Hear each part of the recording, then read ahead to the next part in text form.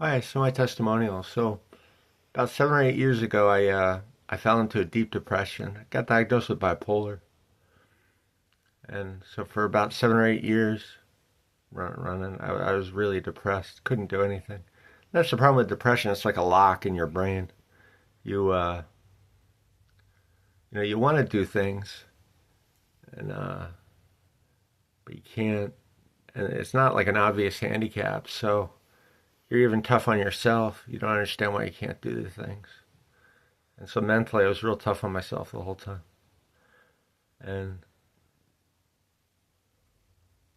I started to come out of it a little bit and started realizing that the key to happiness is sun and muscles, not even big muscles, small muscles, just as long as they're growing. Um, if they're growing, they release the good hormones and you can actually get a little bit of happiness. But so during that time, I was praying for Jesus to restore what the enemy stole, the enemy being Satan. And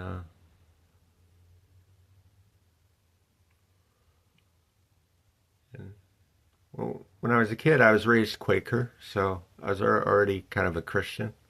But um,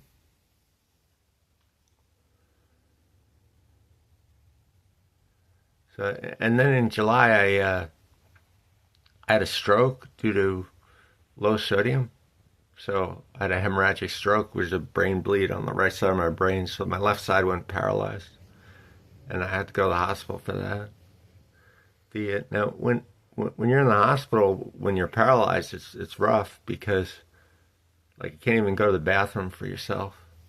It's kind of humiliating. You got to call the nurses to help get you to the bathroom, or and figure out how to alleviate your waste while you're in bed, without wetting yourself or anything like that. Um, and then it's really easy to make a mess. And the nurses are all overworked anyway, so I always felt bad about, putting more pressure on them.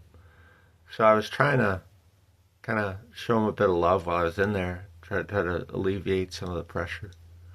And I got to witness how love can actually move mountains. Mountains being my big ass, my big paralyzed stinky ass to the bathroom, you know.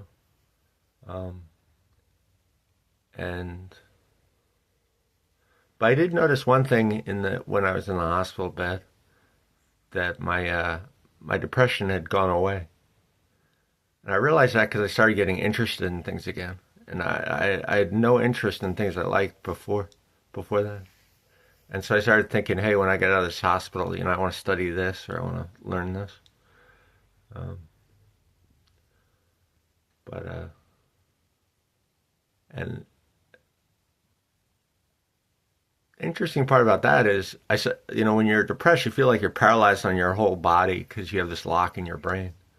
And then with the stroke, I'm only paralyzed on the left side, so I viewed it as like an improvement.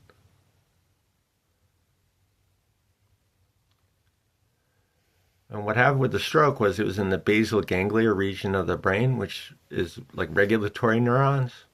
So they regulate like muscle movement and uh, on the right side, and they regulate muscle movement and even emotions, things like that. And they're basically inhibitory neurons. So I was thinking maybe depression is just overactive inhibitory neurons.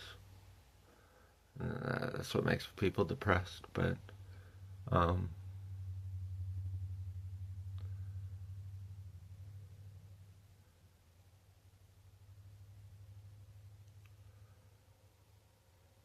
but yeah, so it was like a blessing in disguise because even though I'm paralyzed on my left side, my depression's gone. It just went out the window. So I'm actually interested in stuff again, learning stuff again. Uh, and after a while, in some physical therapy, you get to start being able to take care of your own bodily functions, so the shame goes away. Yeah. You can actually clean up after yourself, things like that. Uh,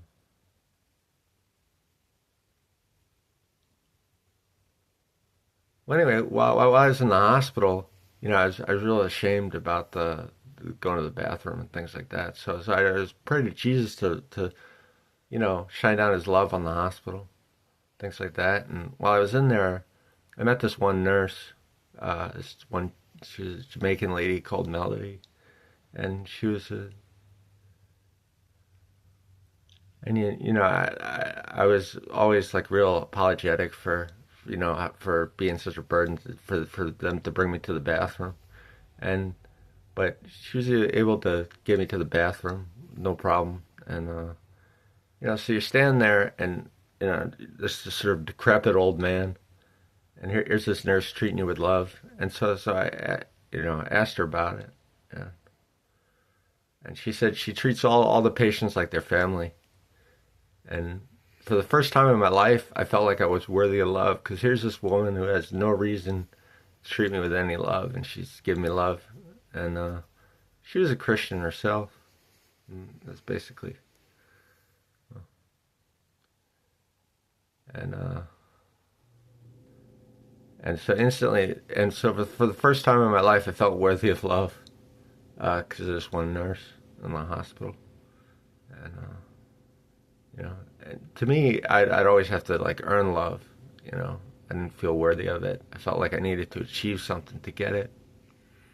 And so yeah, for the first time, I felt like I was worthy of it, um, without having to like earn it.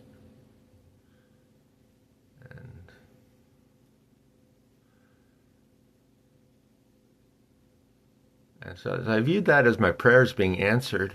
And I figured if Jesus can answer my prayers like that in a way that even if He gave me all the power in the world, I wouldn't have been able to answer the prayers like that.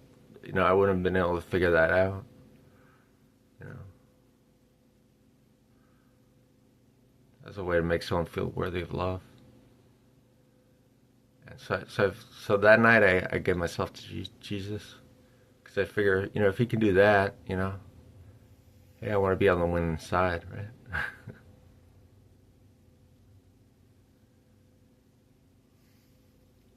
So yeah, that's my story. Kind of convoluted, and a little random, but yeah, that's me.